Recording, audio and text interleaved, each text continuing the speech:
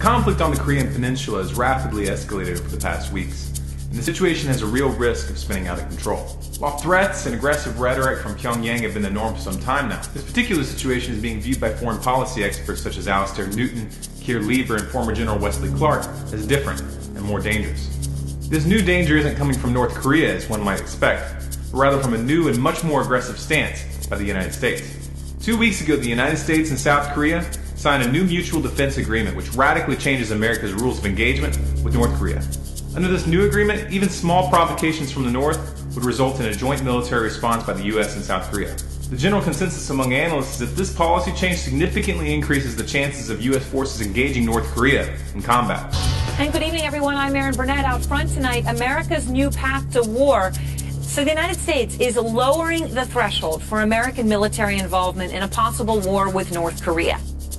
Recent moves to position U.S. destroyers in Southeast Asia with the specific purpose of engaging North Korea if necessary show that this is not just idle talk.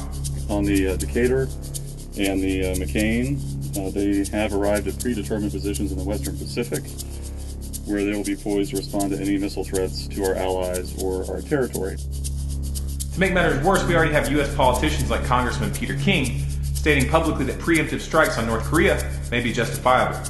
I don't want to be putting anything out there other than to say that I don't think we necessarily have to wait until we're attacked. If we have good reason to believe there's going to be an attack, I believe we have the right to take preemptive action to protect ourselves. Speculation that some new provocative action is in the works was stirred up even more by North Korea's decision today to close down its last remaining joint project with the South, the Kaesong Industrial Park. Analysts had previously assumed that the project would be left alone since it accounts for $2 billion in annual trade and employs 50,000 North Korean workers.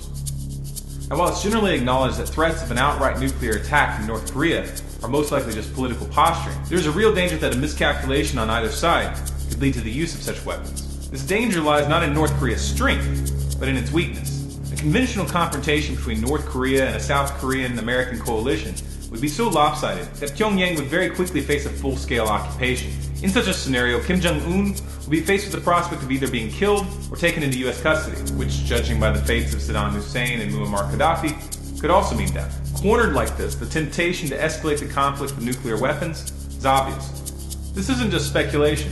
Last week, North Korea released a document outlining the conditions in which they would resort to using nuclear weapons. 2 paragraphs in this document stand out. The nuclear weapons of the DPRK can only be used by a final order of the Supreme Commander of the Korean People's Army to repel invasion or attack from a hostile nuclear weapons state and make retaliatory strikes. The DPRK shall neither use nukes against the non-nuclear states nor threaten them with those weapons unless they join a hostile nuclear weapons state in its invasion and attack of the DPRK.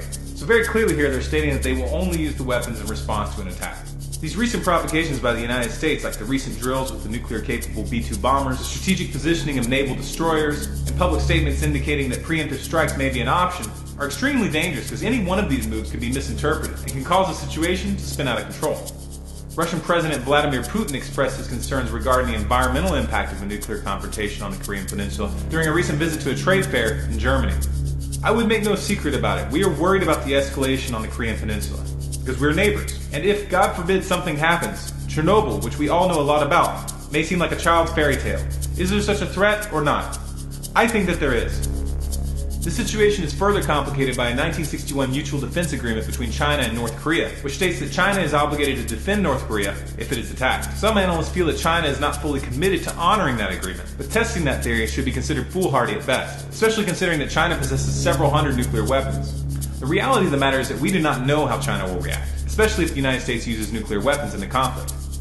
Even just a small nuclear conflict would have a devastating impact. Massive amounts of radiation would be released into the atmosphere, which would circulate worldwide by winter. The chaos which ensues would trigger an immediate downturn in global markets, and may even spark a full-fledged collapse. If China does honor its agreement to defend North Korea, the result would be unthinkable. Even the use of 50 to 100 Hiroshima-sized bombs would send tons of soot into the atmosphere, which would in turn block out the sun and reduce global temperatures by an average of 1.25 centigrade. It would also reduce rainfall worldwide for up to a decade. This would have a massive impact on agriculture, and experts predict that mass starvation would result. For those who are cheerleading for a U.S. intervention in North Korea, please stop. Nobody wins nuclear war, and only a fool would start one. If you'd like more content like this, be sure to subscribe to this channel, Storm Clouds Gathering, on YouTube. Follow us on Facebook at facebook.com/StormCloudsGathering, on Twitter at Collapse Updates, and our website at stormcloudsgathering.com.